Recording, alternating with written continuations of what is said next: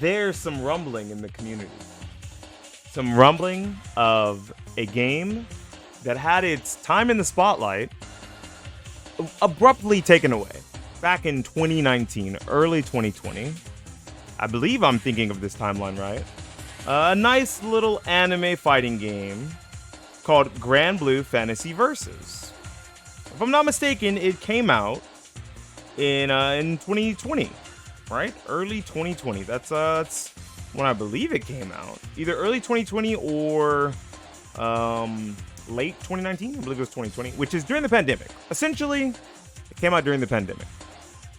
$50 price tag, delay-based netcode, nice and charming looking, fun, innovative fighting game with some cool features like simple commands when it comes to special moves. So this game has already been innovative in a sense once, right? But now, open this. Oh, hello, my fault. It's innovating again. Grand Blue Fantasy Versus Rising comes out next month, December 2023. Wow. 2023. So this year, it's not too far away. And something that's really cool about this game is, well, we don't see it here. We don't actually see the price. But there's two pricing models. There's two completely different pricing models. There's one, which is the full paid game for $60 or $50, I believe. One or the other. Either $50 or $60. And you get all the characters. You get all of the offline modes, the offline RPG mode, right? And then you get access to Grand Brews, which is supposed to be like a sort of Fall Guys-y take on the lobby of, you know, the Grand Blue Fantasy series, which is cool, right? You get your little character and you move them around in the lobby. You have to solve obstacle courses and things. That's neat. That's $50. But say you don't really care for the single-player aspects at all. Like a lot of fighting game players. A lot of fighting game players, they don't really pay attention to single-player modes. If I'm not mistaken, Grand Blue Fantasy Versus Rising will also have a free-to-play variant. And the free-to-play variant will offer you Gran, plus a rotating cast of a few of the characters. I believe it's 3, don't quote me on that. 3 characters plus Gran rotating. And Grand Brews. Only online functionality, right? Which means maybe you can't use it at an offline local or something. But you can at least get into the game, dig in, and try to play it and find out if you like it. Now, I say a new fighting game monetization model, because this is very new to us, right? Other than KI tried this about 10 years ago now, 2014, right? So almost 10 years ago now. KI tried this exact same thing, and I think it was pretty successful. The problem was for a long time, it was only limited to the Xbox ecosystem, and it never went to PlayStation, right?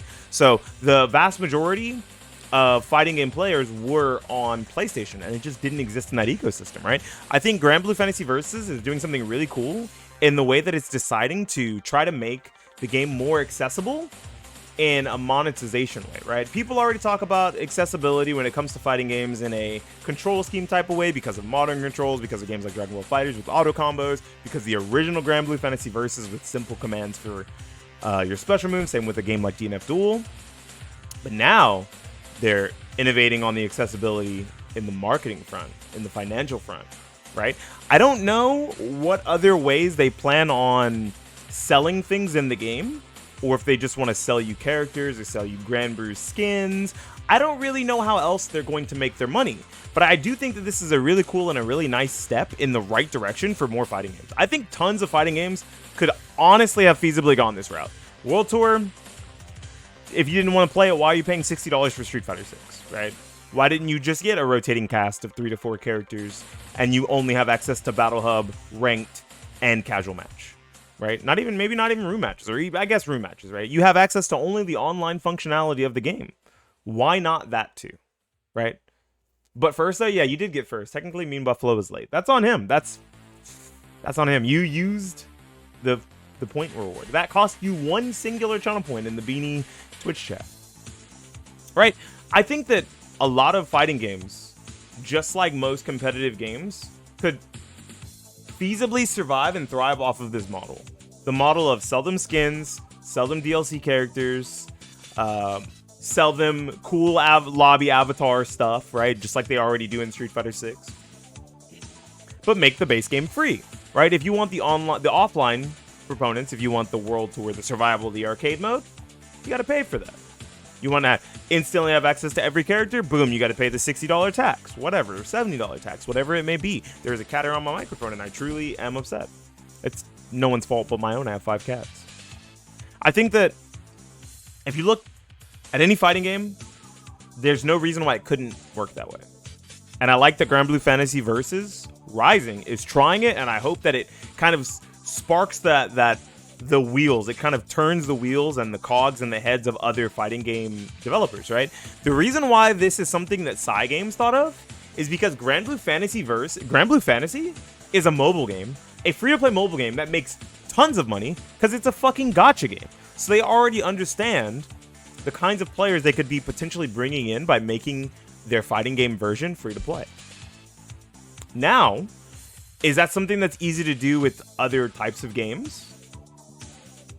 Hi YouTube, Tang here, telling you to please check out Beanie on Twitch at Beanie Thuggish on Twitch. He makes dope content and is fun to watch. Thank you, Tang. Yeah, YouTube, check me out on Twitch. And Twitch, go to my YouTube, subscribe over there. I'm almost at 500 subscribers. Hey, if you're watching this video right now and you're not subscribed, I'm almost at 500 subscribers. Get me closer to making a little bit of money on that YouTube. A game like Mortal Kombat, a game like Tekken, all of these games have at least somewhat working online functionality only if you really want it and really need it. So I don't see why they couldn't make it that way. You look over at some of the other titans of the fighting game space, right? And there's really only one. When you look at the biggest titan of the fighting game space, and I hate to say this because I'm not a really big fan of calling platform fighters fighting games, but they are. Brawlhalla is fucking massive, has its own Pro Tour, and makes tons of money, and is free to play and full crossplay. I want someone to explain to me why these giant developers can't and won't do that, but Brawlhalla will. And before you say, oh, well, the weapons make things easier because, you know, you're just copying over weapons. There's a lot of, you know, animations and things that they can just reuse anyway. Yeah, that's cool. I didn't say it was easy. I said that it's doable. And I said that it's a successful model, successful practice, right? Even if you look at some of the other games that have tried free to play, like Killer Instinct. Killer Instinct was great in its day. It had a lot of active players. Who's playing Brawlhalla? Is it the Brazilians or something? I believe, actually, BCX this year, a South American player either won or got second place. There was no NA top 2. NA was out in like top 4. So maybe, but a big thing is it's just accessible because it's free to play and cross-play on every platform imaginable. Bro, I could download Brawlhalla right now on my phone if I want to. Do I really play Brawlhalla? No, I tried it. It's not really for me, but I like the vibe. I like what they're trying to get at, and I like that it's easily accessible for people who want to get into a genre. Now, here's something to think about. A game like Fortnite, huge market share, makes tons of money, is free to play. Call of Duty Warzone, huge market share, makes tons of money, is free to play. That was weird. Apex Legends. I'm just naming other online multiplayer competitive games. That's all I'm naming. So if you're confused about why I just named 3 shooting games, fine. Yu-Gi-Oh! Master Duel. Fine. Magic the Gathering Arena, which in a sense are not so free because they are gacha games. But they do have working monetization models and free-to-play systems if you want to try to stay free-to-play. I don't see any world and any reason why more fighting games cannot have a free-to-play version that allows you to get into the game and try it to find out if you like it. Because fighting games are so expensive. Games are so expensive, right? Games are really expensive. $70, $60, whatever. Those packages, those $60 packages, those $70 packages, are you always getting the most out of it if you play it for a few hours and turn it off and never play it again? No. Right? That's a $70 or $60 expense to find out if you like something if you don't have a local offline scene to play the game, or if you don't have friends who can Steam remote play you the game and let you play it and find out if you like it, or share a Steam library, right? If you don't have these things, then how would you even find out if you like some of these games? I personally have not bought Mortal Kombat 1. It's $70, doesn't have crossplay. The PC port is a little wonky, and the updates are late on PC, so I haven't bought it. But if it was free to play, I definitely would have gave it a shot by now. Maybe they would have gotten some share of my money. Maybe they wouldn't have gotten a full $70 out of me yet, but maybe they would have gotten some share of money from me. From, oh, you know, I really want this Garrus skin, or, oh, you know what, that Halloween Fatality looks sick. I fucking need it, right? That would be a way that you can make your money back off of having free-to-play versions of your game. Tons of Mortal Kombat players are going to buy the full game for the story mode because they want to fuck with that story mode. They want to try it. They want to see what the story's like, right? They want to play it for themselves even though they could just watch it on YouTube. Same thing with a thing like World Tour in Street Fighter 6, right? The RPG mode in Grand Blue Fantasy Versus Rising. But these things should not be anchored to the package that you do not care about or want to pay for. Let's be real. Let's be completely honest. There's so many other multiplayer games that are free and fun that you could just dig into instead. And they're not generally fighting games, unfortunately, right? We don't have a lot of free-to-play fighting games, but we do have other free-to-play competitive multiplayer games where you can take your skills elsewhere. And I think that that's one of the big reasons why fighting games stay so small, is that we're asking $70 or $60 plus DLC of every single person who walks in the door, wants to play the game, wants to try the game, wants to learn the game. We have giant rosters, maybe. I guess compared to like maybe Apex Legends or League of Legends, we don't. But compared to, but here's the thing about a game like League of Legends: that game is free. It's not free if you ask a League player. They're gonna tell you they spent $1,000 to $2,000 on it. But it was originally to get into the door, to get those whales whaling it up. It was free, and that's how they made all that money, is by the game being free. I just said that League of Legends players spent thousands of dollars on skins.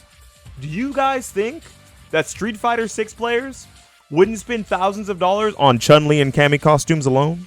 Do you guys really not think that people would spend thousands of dollars on Melina, Katana, and Sindel costumes alone?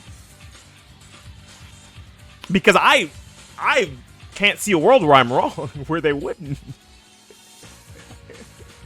The vast majority, right? There's a small subset of players, the very high-level competitive players, who maybe, for the most part, don't care about that stuff. They will only purchase small amounts of things in these video games. But the vast majority of everyone else, the vast majority of the casual audience, likes having these things. And being able to hook them in by making the game free is only a bonus for everyone. It's a small sacrifice up front for a lot of these really big AAA developers anyway, like Capcom and Warner Brothers. But I assure you they'll make their money back. If they were willing to try it with Multiverses, I don't see why they're not willing to try it with Mortal Kombat. That's just been my 2 cents on it, right? I like what Grand Blue Fantasy Versus Rising is doing. I like that they're going to have some sort, even if it's not the perfect free-to-play model, some sort of a free-to-play model akin to an Overwatch 2, akin to a League of Legends, a Magic the Gathering Arena, an Apex Legends, something along those lines. And that's cool. A Killer Instinct, of course. And it hopefully will spark a sense of innovation across the entire genre for fighting games. I would love to see more of these AAA games go as close to free-to-play as possible to make it more accessible for more people to try their hand at all these different fighting games to figure out which ones they like. Because you might not try all the fighting games if they all cost you $60 and you don't have an offline local scene. Something to think about. Really, really something to think about there. Anyways, if you enjoyed this little talk about Grand Blue Fantasy Versus Rising's potential free-to-play future and hopefully, maybe, a shift in the fighting game economy,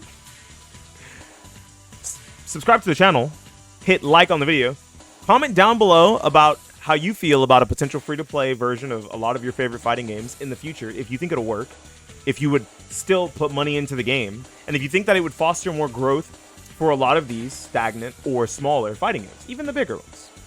Anyways, this has been Beanie Thuggish for the YouTubes, signing out and saying